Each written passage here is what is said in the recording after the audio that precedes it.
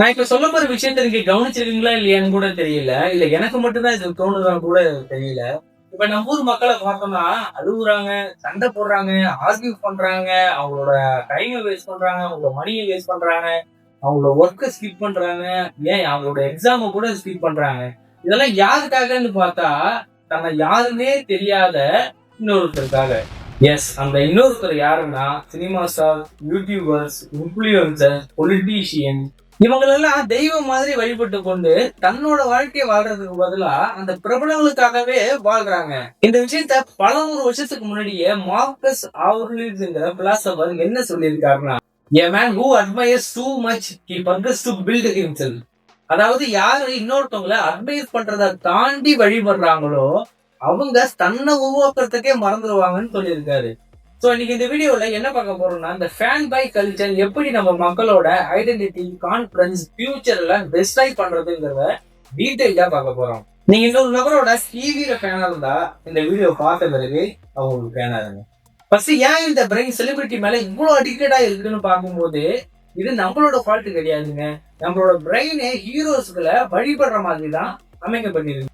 இத சைக்காலஜில பேராசோசியல் அட்டாச்மெண்ட் சொல்றாங்க. அதாவது ஒரு ஒன் சைட் லவ் மாதிரிங்க. அவங்கள உங்களுக்கு நல்லாவே தெரிஞ்சிருக்கும், ஆனா அவங்களுக்கு நீங்க யாருன்னே தெரியாது. இருந்தாலும் உங்க பிரெயின் என்ன திங்க் பண்ணும்னா அவங்கள உங்க ஃப்ரெண்டு மாதிரி திங்க் பண்ணும். ஏன் இப்படி நடக்குதுன்னா உங்களோட பிரெயினுக்கு ஒரு ரியல் பர்சனுக்கும் ஒரு ஆன்ஸ்கிரீன் பர்சனுக்கும் உள்ள வித்தியாசமே தெரியாது. இந்த ஸ்டான்ஃபோர்ட் யூனிவர்சிட்டியில் நடத்தப்பட்ட ரிசர்ச்ல என்னென்ன எக்ஸ்பிளைன் பண்றாங்கன்னா, your brain reacts to celebrities like they are part of your tribe. அதாவது நீங்க ஃபேனா நினைக்கிற செலிபிரிட்டிஸை உங்களோட ஃப்ரெண்டு ஃபேமிலிக்கு ஈக்குவலா தான் உங்களோட பிரெயின் ட்ரீட் பண்ணும்.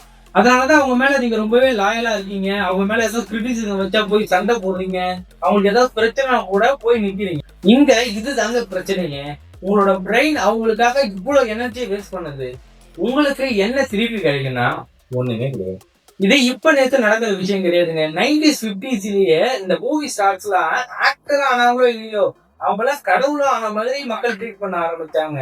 எப்படின்னா அவங்களுக்காக சிலைகள் வைக்கிறது, அவங்களுக்காக பாலாபிஷேகம் பண்றது, ஊர்வலங்கள் கூட்டுறது, அவங்களுக்காக போய் சண்டை போடுறது, இப்படி மூவி ஸ்டார்ஸ் மேல தான் லைஃபை விட்டுட்டு பைத்தியமா சுத்திட்டு இருந்தாங்க. அதாவது when admiration becomes worships the logic disappears. அதாவது நம்ம மக்கள் ஒருத்தவங்களை அட்மையர் ஆகிறதுக்கும் அவங்கள வழிபடுறதுக்கும் ஒர்ஷிப் பண்ணுறதுக்கும் உள்ள டிஃப்ரெண்ட்டை புரிஞ்சுக்கணும். ஏன்னா நிறைய ஆக்டர்ஸ், இன்ஃப்ளூயன்சர், பொலிட்டீஷியன்ஸ்லாம் உங்களை இன்ஸ்பயர் பண்ணியிருக்கலாம், அவங்க மேலே நீங்கள் அட்மையர் ஆகலாம், ஆனால் அவங்கள நீங்கள் வழிபடக்கூடாது. விச் மீன்ஸ் உங்கள் லைஃப்பை விட்டுட்டு அவங்களுக்காக, அவங்க படத்துக்காக, அவங்களோட வீடியோவுக்காக, அவங்க வராங்கங்கிறதுக்காக மட்டும் உங்களோட நேரம், உங்களோட வாழ்க்கையை வேஸ்ட் பண்ணக்கூடாதுன்னு சொல்கிறேன். இது எந்த அளவுக்கு ஒரு ஆபத்தானதுன்னா 1938 வார் ஆஃப் த வேர்ல்ட்ஸ்ன்னு சொல்லக்கூடிய ஒரு பேனிக் நடக்குது.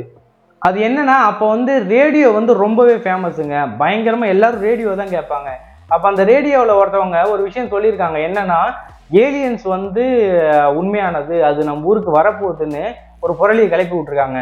உடனே நம்ம மக்கள் என்ன பண்ணியிருக்காங்க, துணியை எல்லாத்தையும் கட்டிக்கிட்டு வீட்டை விட்டு கிளம்பிட்டாங்க. பாதி பேர் கிளம்பிட்டதா சொல்கிறாங்க. ஸோ இந்த விஷயம் ஏன் நடந்ததுன்னா அவங்க ரிப்பீட்டடாக, அவங்க ஃபெமிலியராக கேட்ட வாய்ஸு என்ன சொன்னாலும் ஒரு பிளைண்டாக ஒரு நம்பிக்கையை கொடுக்குது நம்மளோட பிரெயினுக்கு.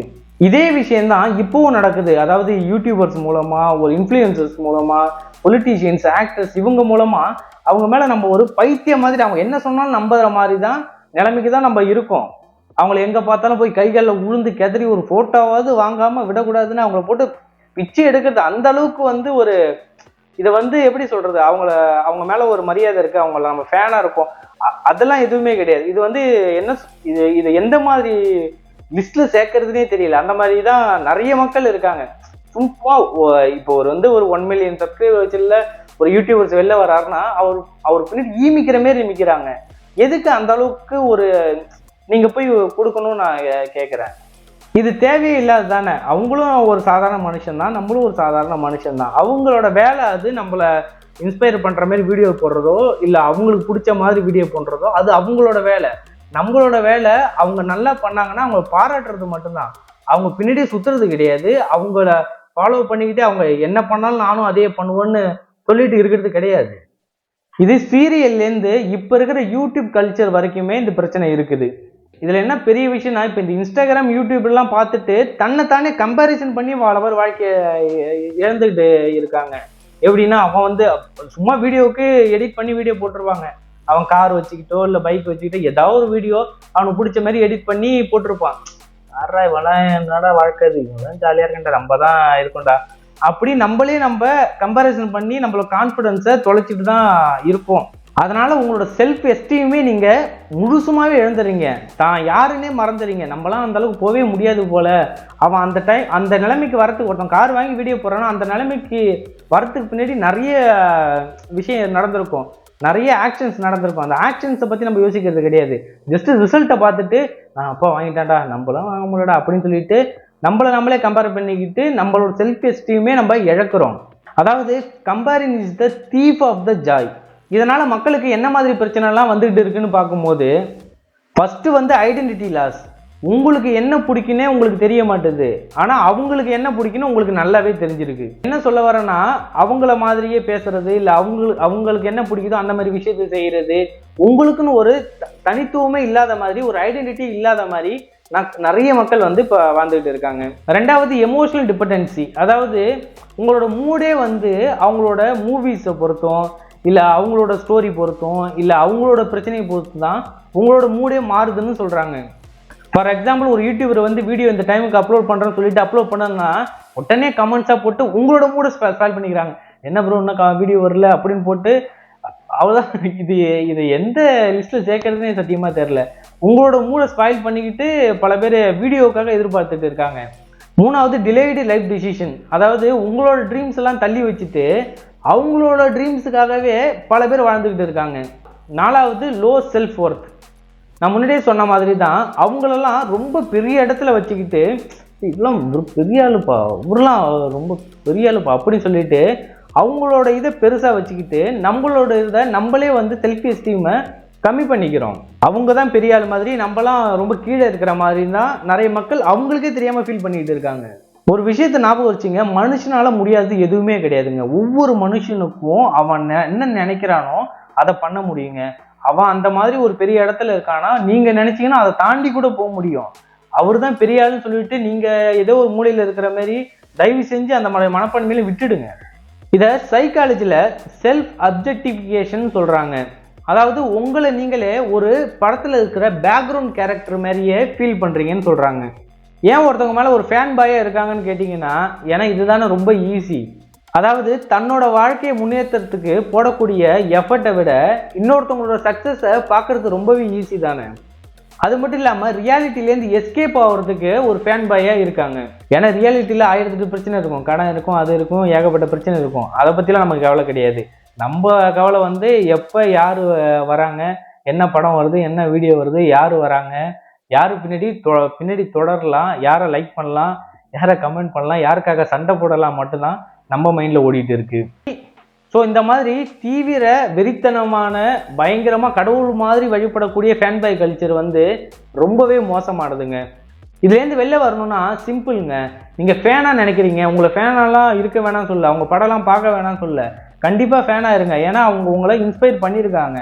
கண்டிப்பாக ஃபேனாக இருக்கிறது தப்பே கிடையாது. ஆனால் அவங்கள தெய்வம் மாதிரியும் கடவுள் மாதிரியும் வழிபடுறது தான், அவங்க பின்னாடியே சுத்துறது தான், அவங்கள நினச்சி வாழ்கிறது தான், அவங்களுக்காகவே சண்டை போடுறது தான் இங்கே பிரச்சனை. ஸோ அந்த விஷயத்தை மட்டும் டிரான்ஸ்ஃபர் பண்ணி உங்களோட லைஃபுக்கு காட்டுங்க, அவ்வளோதாங்க. பயங்கரமாக வழிபடுறதா இருந்தாலும் சரி, பயங்கரமாக சண்டை போடுறதா இருந்தாலும் சரி, அவங்களே ஃபாலோ பண்ணுறதா இருந்தாலும் சரி, உங்கள் லைஃபுக்கு எது யூஸ் ஆகுமோ அதுக்காக இதை பண்ணுங்கள். ஃபார் எக்ஸாம்பிளுக்கு ஒரு புக்கு படிக்கிறது சொல்லலாம், ஒரு ஜிம்முக்கு போகிறத சொல்லலாம், உங்களோட ஸ்கில்லை டெவலப் பண்ணுறத சொல்லலாம், ஏதாவது ஒரு கோர்ஸ் கற்றுக்கிறத சொல்லலாம். இப்படி இதெல்லாம் உங்கள் வாழ்க்கைக்கு பயனுள்ள விஷயத்த பண்ணுறது மூலமாக உங்கள் வாழ்க்கைக்கு நல்லது நடக்கும். அதை விட்டுட்டு இன்னொருத்தவங்களுக்காக வாழ்ந்து உங்களோட வாழ்க்கையை வீணாக்காதீங்க. ஒரு விஷயத்தை லிசன் பண்ணுங்க, you are not born to be someone's fan, you are born to create your own story. Okay, so அவ்வளோதாங்க. என் மனசில் இந்த வாரத்தெல்லாம் அப்படியே கொட்டிட்டேன். இதுதாங்க விஷயம். உங்களுக்கு இந்த வீடியோ பிடிச்சிருக்குன்னு நினைக்கிறேன். சில பேர் மேலே பயங்கர ஃபேனாக இருந்திருப்பீங்க. அவங்களுக்குலாம் இந்த வீடியோ பிடிக்குமானான்னு தெரியல. உங்களுக்கு பிடிச்சதுன்னா கமெண்ட்டில் சொல்லுங்கள், பிடிக்கலன்னா என்ன பிடிக்கலங்கிறத கமெண்ட்டில் சொல்லுங்கள். பிடிச்சவங்க இந்த வீடியோவை மறக்காமல் லைக் அண்ட் சப்ஸ்கிரைப் பண்ணுங்கள். அடுத்து இந்த மாதிரி ஒரு சூப்பரான வீடியோவில் சந்திக்கிறேன். Until then bye from Sakthi.